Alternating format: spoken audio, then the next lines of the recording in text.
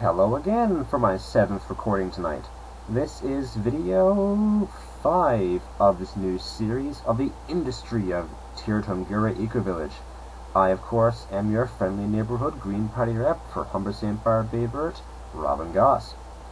Now, animal husbandry. This is indeed a farm, and as much as a number of Green Party volunteers that I've spoken with in the past would want to argue, we don't need to be vegetarians. In fact, the food chain tells us different. There are certain benefits to having a relationship with animals that include eating them. Not the only solution. There are, of course, always alternatives. It's kind of the moral of our story here. But we want to include the option of a carnivorous supplement to a vegetarian diet, though we will have options of vegetarianism as well. So, animal husbandry. As mentioned in a previous video, we intend to have rabbits, goats, sheep,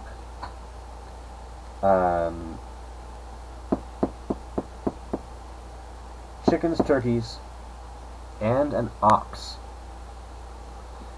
The problem here is animals require a lot of land for grazing, and the droppings can produce worms and lead to all kinds of frustration. And yes, you know who you are in the Green Party who gave me grief for eating meat. It will be easier, I guess, to have an all-vegetarian community, but we want fiber. And yes, you can use bamboo fiber and soy fiber and a bunch of other stuff. Animals just make the whole thing complete. Don't like them? Don't eat them. No sweat. The animal husbandry section will, of course, work with the weavers and work with the healers. There are, of course, healing properties in animal milk and in using the fibers to create bandages and that kind of thing. And then there are, of course, fibrous tissue from the animals, their fur, their hair, or whatever, that can be used towards that industry, as well as the brute force labor available from an oxen, castrated male bovine. Difficult to castrate a female bovine. But consider this for a second. Take the idea, once again, of our homeless solution. Psychologically speaking, senior citizens who are subjected to living in old folks' homes, seniors complexes, whatever you want to call them, live longer and happier if they're given a plant to tend to, something to prove that they have control over something of their lives rather than the regimental "you will eat this at this time." Bad for psychology. I don't like senior citizens complexes. They shouldn't exist, in my humble opinion. But that's another matter that requires a whole lot more information to fully appreciate my perspective. Giving homeless people who have lost all hope, who have lost their homes, lost their families, lost their jobs, whatever, lost their fortunes, have almost nothing to live for. Many of them try to commit suicide or drink themselves into oblivion. As fun as that can be, prolonged activities can become problematic. So giving them an animal to tend to. This is your dog. This is your sow. A given pig has 6, 7, 8, 9 years of breeding potential, I think. Depends on the breed as well. Giving a person an animal like that to care for might give them the purpose they need in life to have the desire to grow, which allows them the chance to realize their potential, as every human being has potential. Some exercise that potential more than others, and might be the linchpin, so to speak, to allow someone to blossom into a beautiful flower and move on with their lives and become one with society.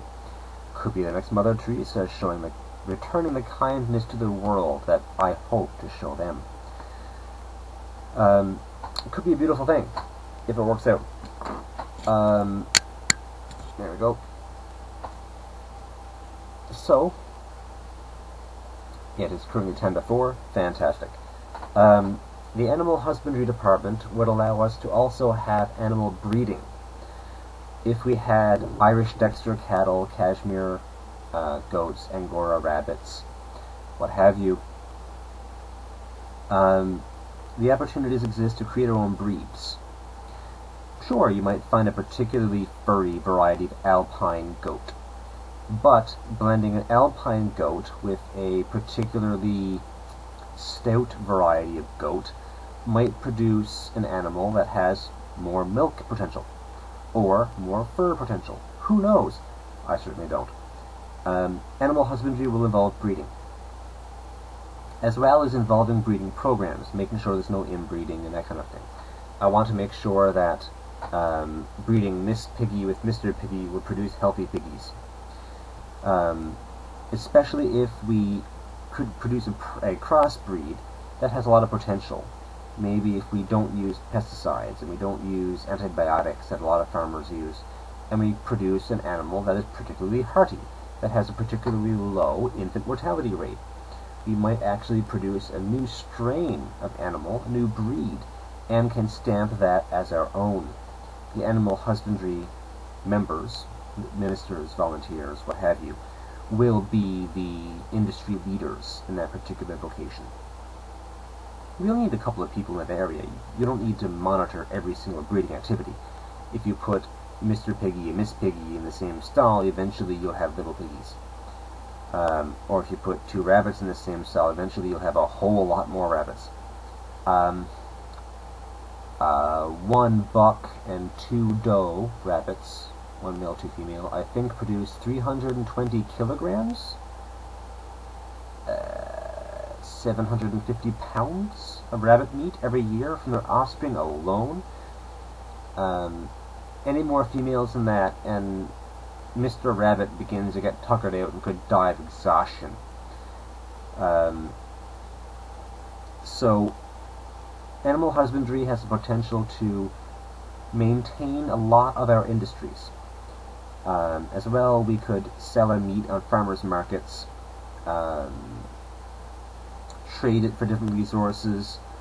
We could use the animals and breed particular qualities, long hair, short hair, new fibers. We could also use them for labor, or sell the live animals as breeding stock, even offer up our animals for stud. A lot of potential there. Messy, loud, obnoxious business. I will have very little part in it, I should assure you. There's many other things that I have more interest in, but that's okay.